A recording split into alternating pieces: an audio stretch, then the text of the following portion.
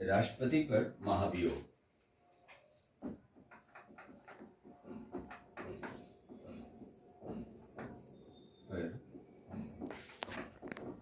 महाभियोग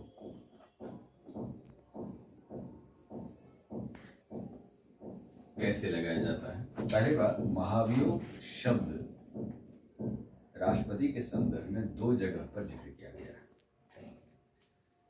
भारतीय संविधान का अनुच्छेद 57, जहां पर राष्ट्रपति की कार्यकाल 56, जहां राष्ट्रपति की कार्यकाल 5 वर्ष निर्धारित किया गया है। 5 वर्ष से पहले उन्हें समय से पहले महाभियोग के द्वारा हटाया जा सकता है। महाभियोग की प्रक्रिया का जिक्र जो है, यह प्रक्रिया संविधान के अनुच्छेद 61 के तहत किया गया। महाभियोग प्रस्ताव संसद को लाने का अधिकार है।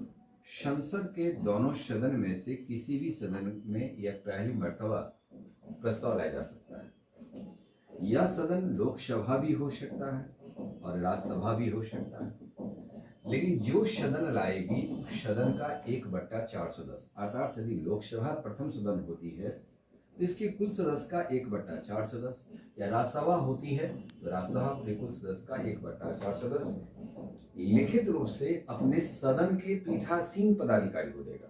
पीठासीन का मतलब यहाँ हो जाता है, लोकसभा है तो लोकसभा के अध्यक्ष और राज्यसभा है तो राज्यसभा के सभापति को देगा। अब यह आधार बताया जाएगा किस किस आधार पर आप महाभियोग ला रहे हैं। तो आधार पॉइंट में रहेगा 1, 2, 3, 4, 5 ऐसे आधार रहता है।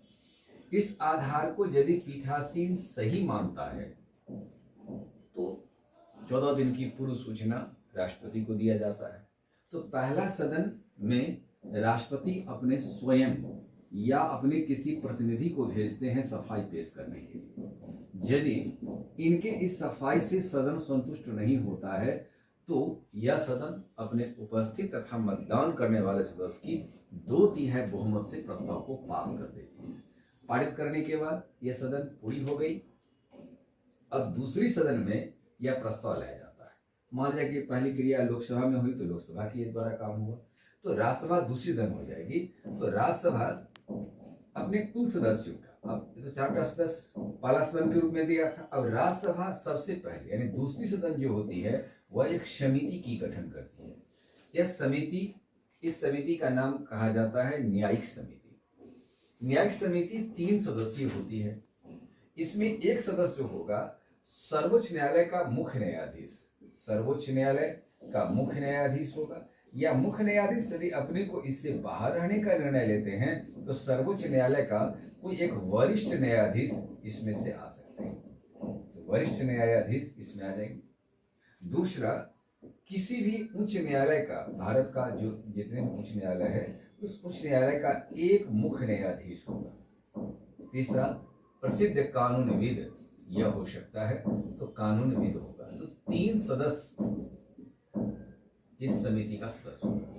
समिति इस बात का वेरीफाई करती है कि उस सदन द्वारा भेजा गया जो महाभियोग प्रस्ताव है वह कहाँ तक सही है।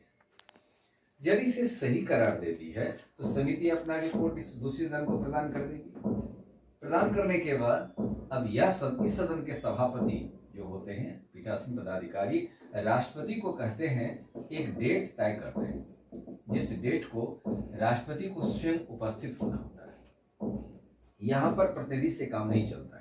यह क्वेश्चन पूछा भी गया है कि किस सदन में राष्ट्रपति की उपस्थिति महाभियोग के संदर्भ में बाध्यता होती है, तो दूसरी सदन जो होगी उसमें उपस्थिति बाध्यता हो जाती है। सफाई पेश करेंगे। इसके सफाई से यदि यह सदन संतुष्ट नहीं होता है तो यह सदन भी उपस्थित तथा मतदान करने वाले सदस्य की 2/3 बहुमत से प्रस्ताव को पारित कर देते हैं। पारित करने के बाद यह प्रस्ताव देखते ही राष्ट्रपति अपना त्याग पत्र दे देते हैं, और त्याग पत्र देने के बाद त्यागपत्र उपराष्ट्रपति को देते हैं।